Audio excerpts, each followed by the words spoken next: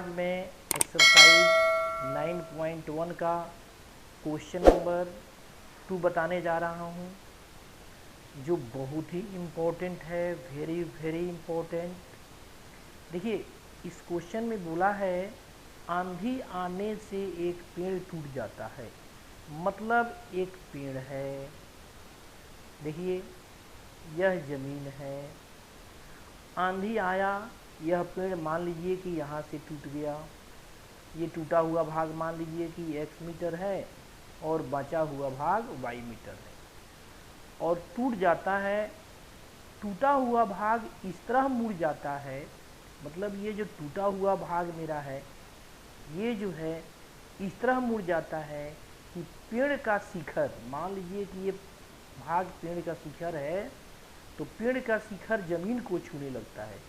मतलब यह यहाँ पर आ जा रहा है, मतलब ये भाग मुड़ के, जैसे ये मुड़ के यहाँ पर आ गया, ये वाला यहाँ आ गया और ज़मीन को छूने लगता है, और इसके साथ 30 डिग्री का कोण बनाता है। मतलब ये जो कोण है मेरा 30 डिग्री का है। पेड़ के पाद बिंदु की दूरी, मतलब पेड़ का जो यह जड़ है, इसकी दूरी जहाँ पेड़ का शिखर जमीन को छूता है, मतलब यहाँ से 8 मीटर है, यह 8 मीटर है। तो पेड़ की ऊंचाई ज्ञात कीजिए। तो देखिए, ये वाला भाग टूटा हुआ भाग है, यह यहाँ आ गया, यह मेरा x मीटर है। अब पेड़ का ऊंचाई निकालना है, तो x को और y को क्या कर दीजिए, जोड़ दीजिए। पेड़ का ऊंचाई हो गया। तो अब x का भी वैल्यू निकालना है और y का भी वैल्यू निकालना है। तो एक बार ये 30 डिग्री है, तो थीटा है, थीटा के सामने वाला ये p है, यह h है, और यह मेरा 8 जो है ये b है। तो सबसे पहले देखना रहता है कि हम लोग को क्या निकालना है, तो p निकालना है। क्या दिया हुआ है, तो b दिया हुआ है। तो p और b क्या चीज़ में होगा, एक बार उसको लेंगे। फिर मेरे को h निकालना है और b दिया हुआ है, तो b और h किस में होता है, एक बार उसको लेंगे। मतलब किस में, मतलब साइन में होता है कि कॉस में होता है कि टैन में होता है। दोनों से x का वैल्यू निकाल कर, और दोनों मतलब x का वैल्यू और y का वैल्यू निकाल कर दोनों को जोड़ देंगे, तो पेड़ का मेरा क्या हो जाएगा, ऊंचाई हो जाएगा। एक बार इसको अब मैं फ्रेश बना देता हूँ, इस फिगर को अगले पेज में बनाता हूँ, ठीक है। तो देखिए, इसको बढ़िया से बनाइए। ये मेरा ज़मीन है और ये मेरा पेड़ है। आप स्केल से सीधा बनाइएगा, बढ़िया फिगर बनाइएगा। थोड़ा सा इसको कम कर देते हैं। अब ये मान लीजिए कि यहाँ से टूट गया है, A B C, तो ये टूटा हुआ भाग है और यह बचा हुआ भाग है। अब यह AB जो टूटा हुआ भाग है, X जो टूटा हुआ भाग है, ये ज़मीन पर आ गया है। मतलब यह भी मेरा x मीटर है, यहाँ कुछ दे दीजिए नाम। और यह 8 मीटर है और ये मेरा 30 डिग्री है, ठीक है। तो सबसे पहले मान लेंगे, माना कि पेड़ का टूटा हुआ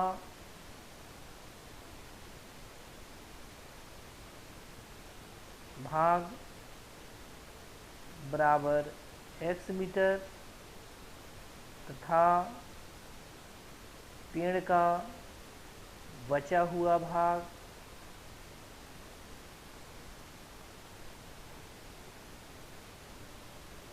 y मीटर है। किसी को x किसी को y मान लीजिएगा, ये नहीं है कि टूटे हुए को हम x मानेंगे, टूटा हुआ को y मानिए, बचा हुआ को x मानिए। तो पेड़ की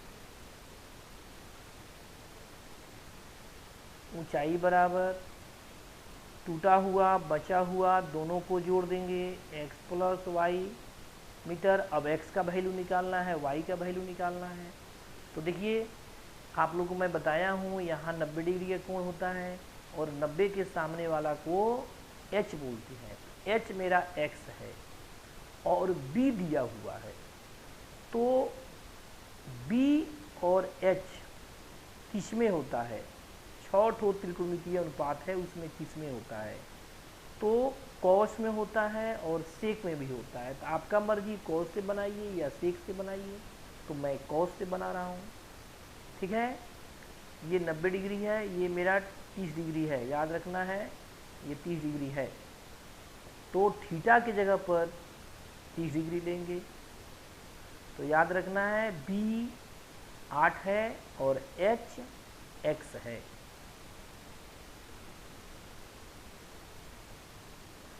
ठीक है, याद रखना है। अब लिखेंगे क्योंकि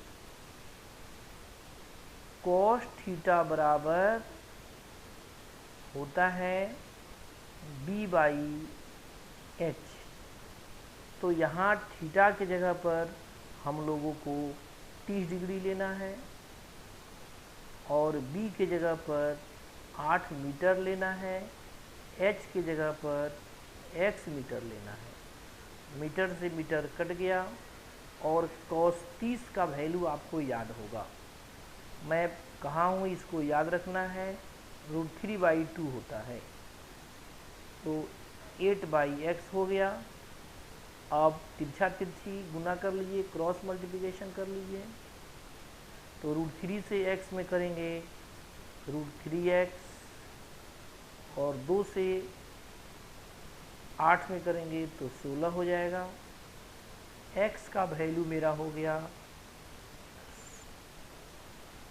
16/√3।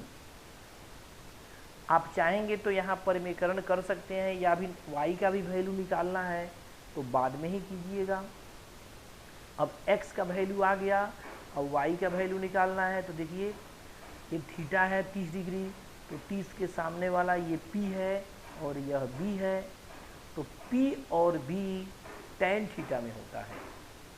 ठीक है, कॉट में भी होता है, तो आपका मर्जी tan लीजिए या कॉट लीजिए। तो मैं tan ले रहा हूँ, तो p हो जाएगा y और b हो जाएगा 8। तो tan थीटा वाला मैं लूँगा, तो लिखेंगे चूँकि tan theta is equal to p/b, इसलिए tan 30 degree is equal to p की जगह पर y मीटर था और b की जगह पर 8 मीटर है। अब मीटर से मीटर कट गया। tan 30 का वैल्यू होता है 1/√3, y/8 हो गया। फिर तिरछा तिरछी गुना कर लेंगे, √3y, अब 8 से 1 में करेंगे 8 हो जाएगा। y is equal to 8/√3। अब हम लोग को पेड़ का ऊंचाई निकालना है।